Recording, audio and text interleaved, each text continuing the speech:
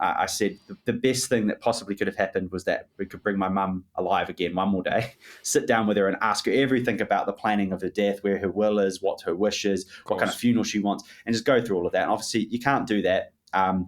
So then we wanted to build a platform that allowed people before death to get their preparations in place.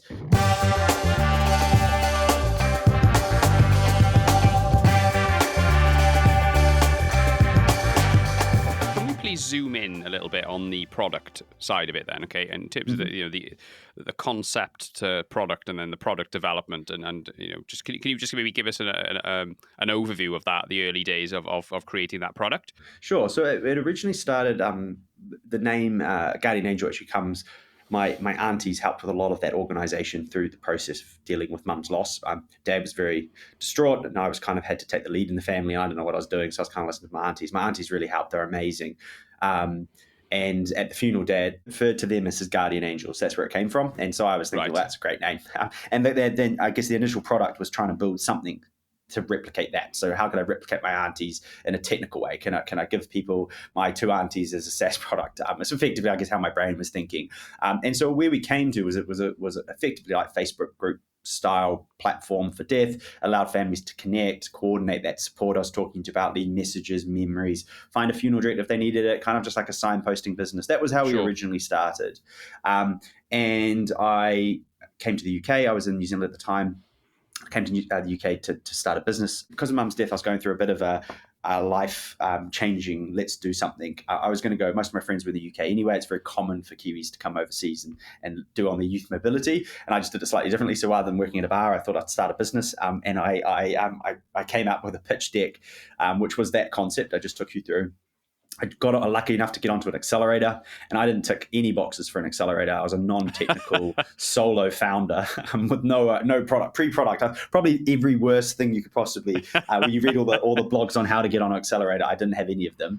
And to the point I said at the start, incredibly passionate about. You had branding experience, though. You were a branding guy. Well, that's a positive. Sure. I to be fair to me, I had started a business before, so I'd seen how grueling it was. And that's a massive advantage on people who haven't done that, isn't it? So yeah, for sure. Yeah. So I did it out my sleeve, but and the second time around, and then I went through that accelerator, and it was the first exposure I'd really had about talking about death publicly to people about let's build a business in the space. And it was like Marmite. So a lot of people, that's a bit more, but no, I don't want to deal with that. And then some people increasingly excited about, the space needs someone to come in and help and do something and make it better. And so I went through that accelerator mainly to flesh out the idea, which was that support group kind of platform, and raised quite a bit of investment. That was in 2018, which before the big boom we saw. So I think I raised about £500,000-600,000, which the pre-seed was actually quite a big round back then. Yeah. So the plan was, well, how do we create a product that people really, really love? How do we distribute it? Because dealing with people, how do I find myself at 27 sitting at home stressing out about stuff? And the reality is it's very, very difficult because you shut off from the world. So you're not actively looking to buy anything. You're not actively looking for anything. And you're a bit vulnerable. So you're not really wanting to play around on new software that you haven't seen before, you trust. And so we decided that funeral directors was a good way for us to distribute that product. And so we'd go out and talk to them. They were at the coalface.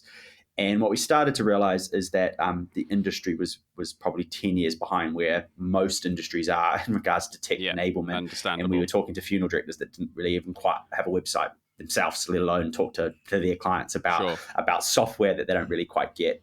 And so we started to spend money. We had investors in, really, really empathetic investors trying to make this work.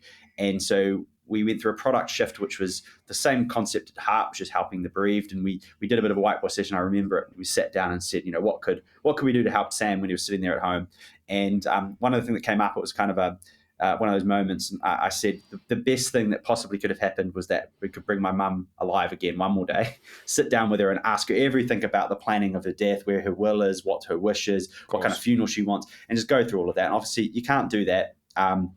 So then we wanted to build a platform that allowed people before death to get their preparations in place, not just a will, but holistically, so prepared for death, and not afraid to use the term death. Some people don't like it, but we're a death tech business, help people prepare for death.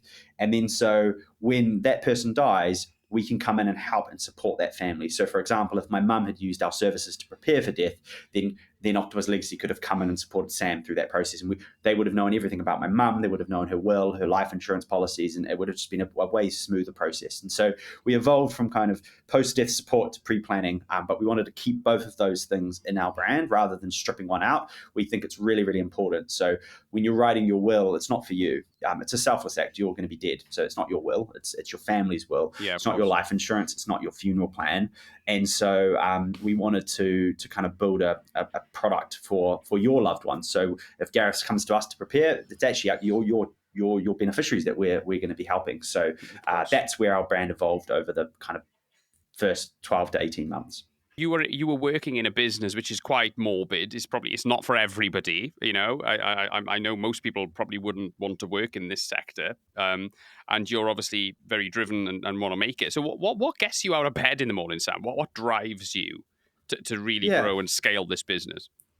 So I think the fact that I don't think it's morbid probably helps. So I believe that death's actually it's the opposite of morbid. It's probably the most human thing we all go through. As you said, we're all going to die, and I think the conversation's changing. I'm getting a lot more people willing to open up and talk about death. I mean, the fact we were acquired by Octopus shows that actually a leading household name brand is thinking, actually this could be a space that could become something that people do. Not, I would say joy is the wrong word, but something that becomes kind of household. So it gets me that, and we deal with clients. I mean, I've dealt with people dealing with cancer, terminal. They've come to us, they need a will. I've dealt with parents that have lost children post death, and I know that sounds morbid, but actually no, it's not. It's really nice to actually be able to help these people. It's probably the worst thing they're going through in their life, and you can, as a founder, you can actually make someone's life a little bit better.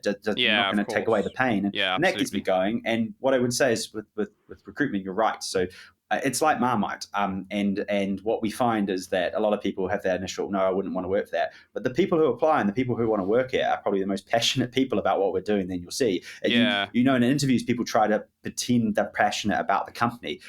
I can see straight through that. But I'd say most of the people that get to the interview stage with me are genuinely interested about the space, and they think it can help people. And a lot of, especially the younger generation now, are looking for jobs that help people, that do good in the world, and can help people deal with loss. I think it's a good thing. So that's what gets me out of bed in the morning. And I think I'm an entrepreneur, so I enjoy the idea that we're actually doing stuff and we're moving forward and we're making change, and we're, it's not just something that I could sell. I mean, I spent a lot of my life in finance. I could probably make a finance SaaS tool and sell it to brokers. I mean, probably, but would that get me out of bed in the morning? Probably not. I probably would have lost interest by now. Have you found it quite easy to find talent to work with you, especially in the critical roles?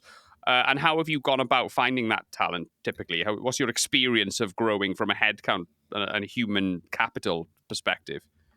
Yeah, I would say I've never struggled to find good talent, and the talent I found, I think it's like you said, it's one of those topics you'd only apply if you actually were somewhat kind of interested, because otherwise it's like, there's no way I don't work at that company. So it naturally you need to be quite mentally resilient, though. Surely you can't be upset easily to work in this world. Well, is that fair to say?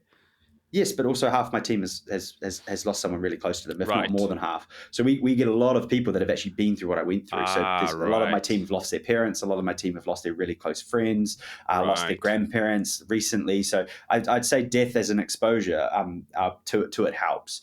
And then I think I generally do the last interview. So I do the last interview. So it's very, very important that I interview everyone that joined before they join the business. And generally I have a conversation not much different to this. And I can see pretty quick if they actually think it's exciting, or whether they're just saying they think it's exciting because they want to come work for us. And that helps. So I kind of am the gatekeeper. Obviously, not everyone's going to be super passionate about death and dying. But what I would say is, to your point on the last frontier of kind of technology, is there's a lot of tech entrepreneurs that actually also and work for startup people and talent, that want to work for something that's disruptive. And there's not many industries that have literally not even had the digital revolution yet, and that's what we're going into. So it's quite exciting for like even some developers.